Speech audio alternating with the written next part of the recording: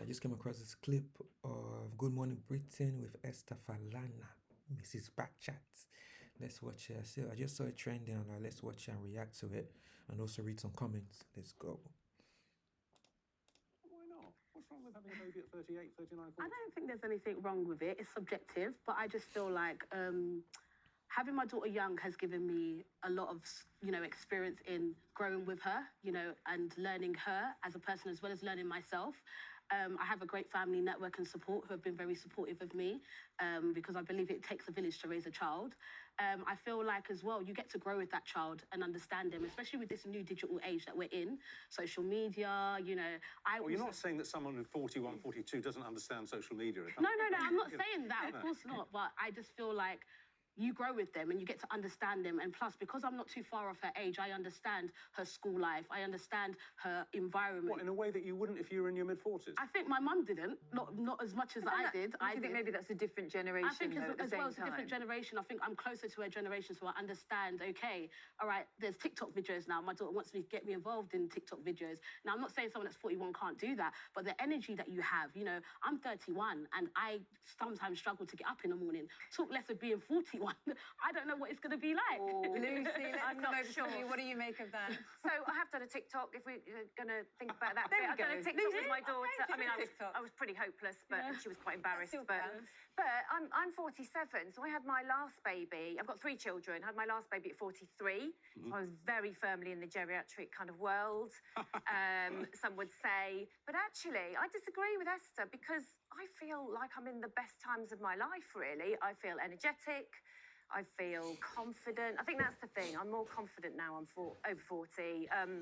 I feel like I'm in my groove as a mother. I mean, I had my first at 34, so I wasn't young.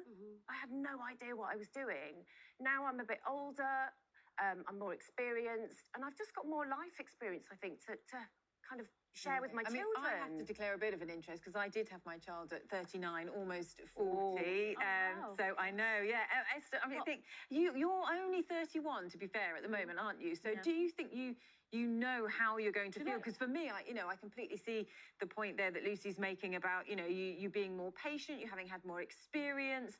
I still, keep fit. I've got a lot of energy despite getting up at this time in the morning. I think patience, again, is subjective to each individual. Like, you might be young and still be patient and be old and not have that same patience. So I think as well, we also have to look at the health, the health risks involved in, leaving pregnancy later. From 35, you're deemed high-risk pregnancies. And, there's, the risk and of... geriatric after 35, exactly. And, you've got, high risk of miscarriages, premature births, and so we have to look at all of those circumstances as well. There is a point about fertility as well. Yeah.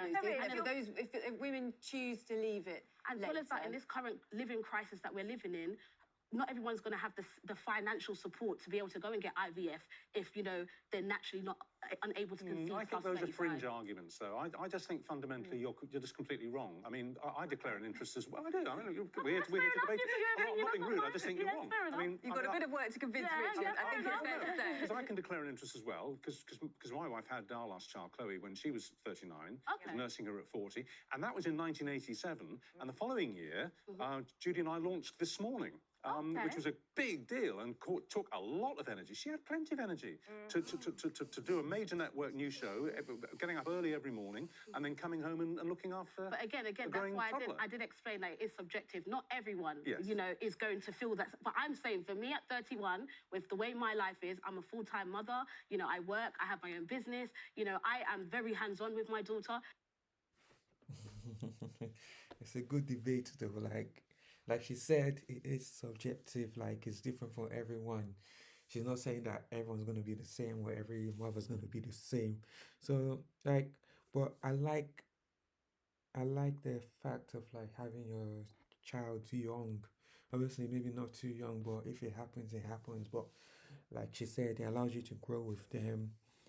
You have more fun with them. I'm not saying, just like what she said, I don't think you wouldn't have fun with them if you were older or had them older, but I mean, what are the chances? You can relate more when the age gap is close by, playing games, all these things, but it depends as well. But that's what I think. What do you guys think, though?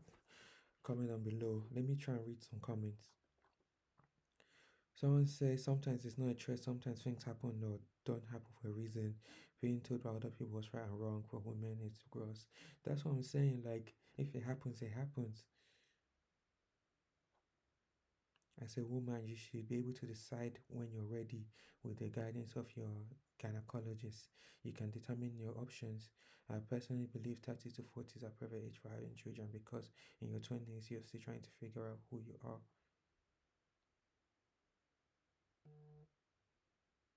Yeah. See, it all depends. What do you guys think? What's wrong with Comment having a down baby at below. 38, 39, 40? I don't think there's any. But Like, share, subscribe, and I'll see you guys in the next video. Peace.